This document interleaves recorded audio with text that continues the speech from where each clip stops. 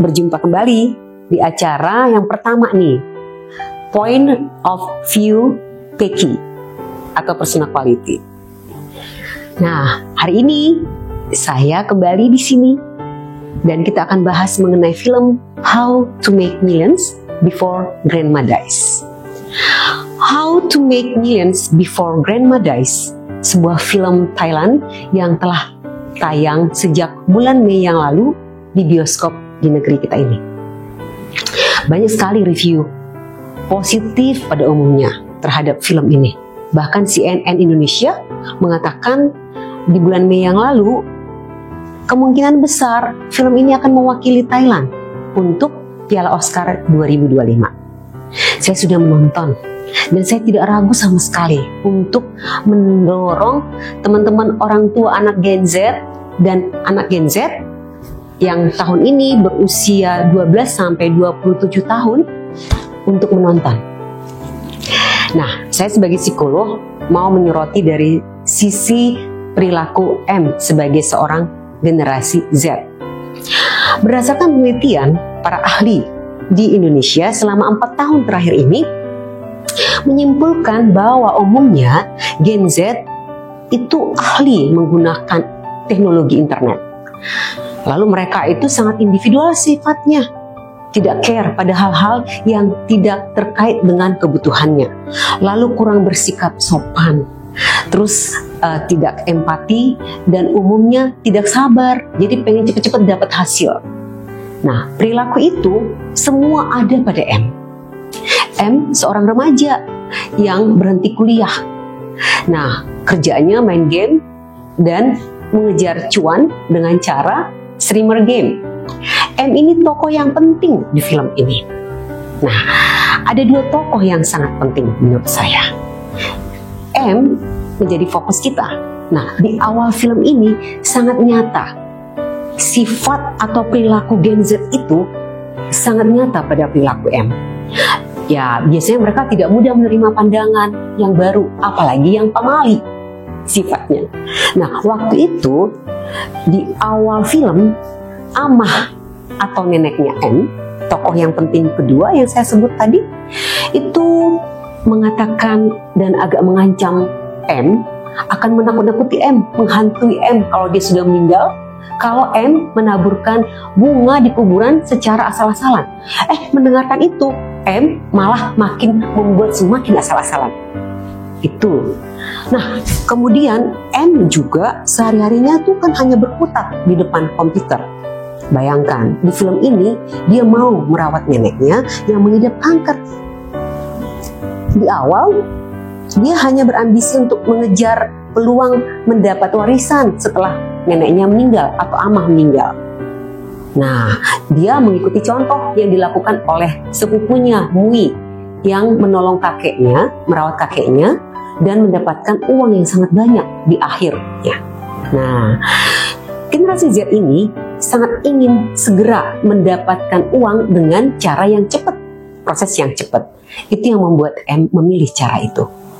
Nah, di awal memang tidak ada hubungan yang tulus, apalagi empati di dalam hubungan M dengan Amah neneknya. Bagi M, menolong Amah hanyalah pekerjaan yang berfokus untuk mendapatkan uang dari warisan yang akan dia dapat ketika Amah atau neneknya meninggal. Tetapi dengan berjalannya waktu, M kemudian mengamati kehidupan Amah. Yang pertama, Amah itu pernah ditolak oleh saudara laki-lakinya karena dia meminta bantuan untuk mendapatkan tanah bagi kuburannya nanti ketika dia meninggal. Karena konon katanya tempat tanah atau kuburan ada di mana itu menentukan derajat keluarganya. Tapi saudaranya malah mengusirnya dong. Nah, kemudian kejadian yang diamati oleh M lagi adalah ketika Amah berespon seperti terganggu perasaannya begitu ketika anaknya ketahuan mencuri uangnya. Dan bagaimana Amah menghadapi anak-anaknya yang satu terlalu fokus pada keluarganya tapi tidak peduli dengan Amah.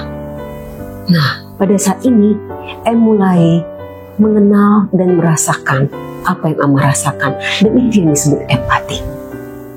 Nah, secara perlahan-lahan M memahami kenapa Amah itu bekerja keras untuk anak-anaknya semuanya. Dan di sini semakin muncul empati M.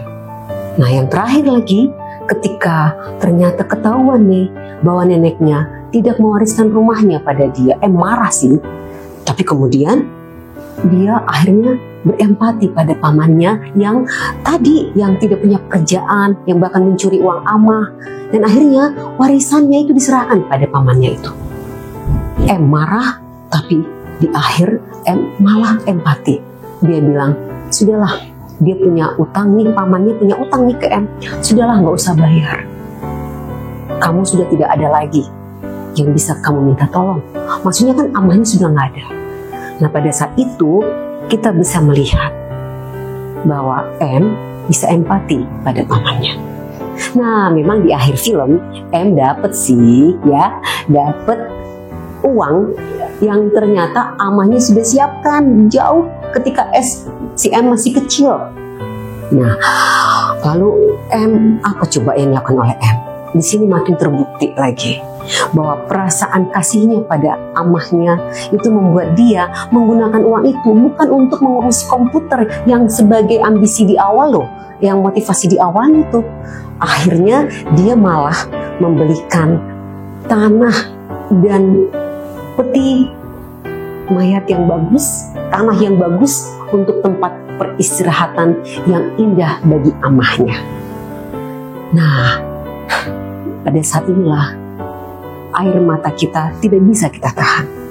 Dan saya yakin kalau orang tua Gen Z dan yang Gen Z menolong ini bisa jadi merasakan perasaan terharu dan bangga akan M. Sebagai generasi Z, ternyata generasi Z itu bisa melakukan tindakan empati melebihi generasi yang lainnya.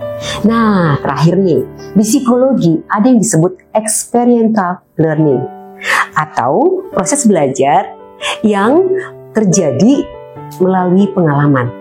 Perubahan perilaku terjadi karena pengalaman. Nah, perilaku berubah karena ada proses refleksi dan pemaknaan terhadap pengalaman itu. Itu yang dialami oleh M sebagai generasi Z. Experiential learning bisa dilakukan untuk mengubah perilaku yang tidak diinginkan. M mengalami hal-hal yang berbeda dan akhirnya M memiliki empati yang tadinya kurang, akhirnya dia memiliki empati seperti yang diharapkan.